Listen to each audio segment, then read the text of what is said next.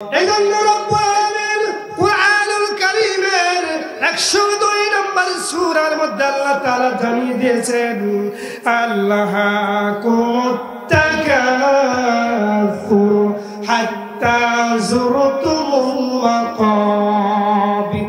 দুনিয়ার প্রাচুর্যের প্রতিযোগিতা তোমাদেরকে এমন ভাবে প্রাচুর্যের প্রতিযোগিতা মানুষ করেছে, প্রাচুর্যের প্রতিযোগিতা করতে করতে তারা কবর পর্যন্ত পৌঁছে গেছে।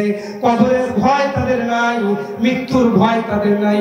ইহকালের পরে যে একটা পরকালীন জীবন আছে, এই ভয় আমাদের কারোর মধ্যে এখন নাই। যদি এই ভয় থাকতো তাহলে আমরা কেউ জিনা করতাম না।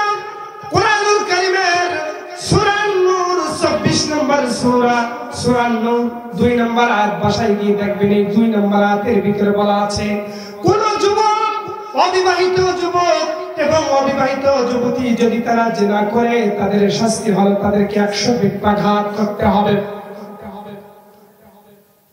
100টা বেত্রাঘাত করতে হবে এবং তাদেরকে দেশান্তর করতে হবে।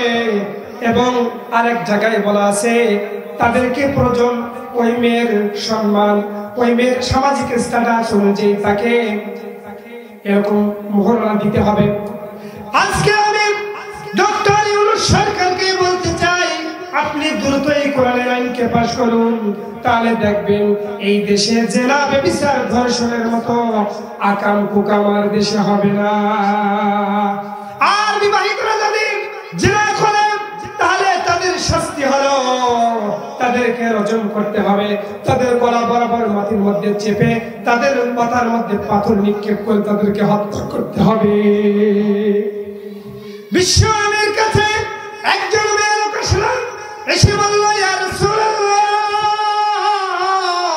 ইয়া হাবিবাল্লাহ, ওগো নবী, আমার পেটে একটা বাচ্চা, কিন্তু এই বাচ্চাটার বাবা নেই, আমার বিয়ে হয়নি, আমি জেনা করেছি, এর ফলে আমার পেটে বাচ্চা এসেছে, আমার বাচ্চা সম্ভব না, আমার বাচ্চা হবে ভাব। এমন সময় নবীজির কাছে যখন ওই মেয়ে লোকটা আসলেন, তখন নবীজি বললেন ঠিক আছে, এখন এই মুহূর্তে তোমার উপরে কোরআনের বিধান জারি করা যাবে না, যেহেতু তোমার পেটের ভিতরে একটা বাচ্চা আছে, সেই বাচ্চাটা নিষ্পাপ, তার কোনো অপরাধ নাই। তার অভিভাবককে, মেয়ের অভিভাবককে বললেন বাচ্চা যখন প্রসব হয়ে যাবে, বাচ্চাটা যখন প্রসব হয়ে যাবে তখন তোমরা আমাকে খবর দিবা।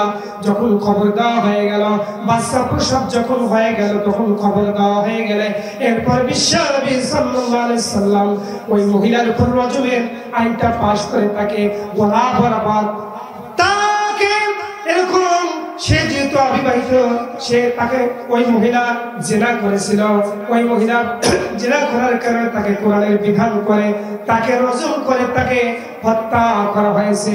যদি আজকে বাংলাদেশে এই আইন থাকে তাহলে একটা লোক কখনো ধর্ষণ করতে পারবে না। ধর্ষণ করতে গেলে 100 বার ভাববে যে আমি ধর্ষণ করলে আমাকে পাথর মেরে হত্যা করে ফেলবে বা 100টা বেত্রাঘাত করবে। আইন পাশ করার দরকার আছে কিনা? আমার মুসলমান ভাইয়েরা, এই ধর্ষণ এবং অন্যায় বিচার দেশে এত পরিমাণে বেড়ে গেছে, এর একটাই মাত্র কারণ হলো, একটাই মাত্র কারণ, দুনিয়ার প্রতি আমাদের লোভ লালসা বৃদ্ধি পেয়ে গেছে।